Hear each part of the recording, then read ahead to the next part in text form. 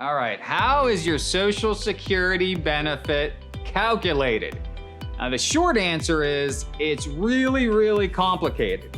But let me simplify it a little bit for you.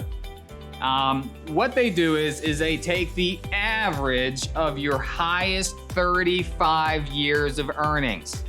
If you don't have 35 years of earnings, right? If you haven't worked for 35 years and you have some zeros, right? Maybe in 1982 you didn't work and there's a zero there on your Social Security statement, they will average that in to the benefit. So that's not very helpful. But they take your highest 35 years, the average of it.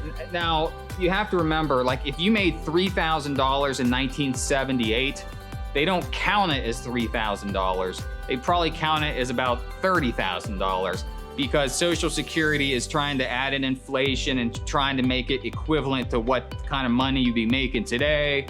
So when they average it, they're not literally averaging the numbers. They're inflating the money that you made back in the 70s and 80s. Another question I get all the time is, you know, Dave, at the end of my career, I just got a huge raise, you know, I'm making all this money now, more than I've ever made before. Is that gonna give me a big boost to my Social Security? And the answer is no, it doesn't, because they're taking the average of your highest 35 years. It's a very minimal impact. Quite frankly, once you start getting Social Security statements in your late 50s, early 60s, it's not gonna change all that much. It's on the other side of the coin, what happens if you start working part-time? Same question. Well, Dave, I'm working part-time right now. Am I in big trouble? You know, am I gonna make a lot less from Social Security?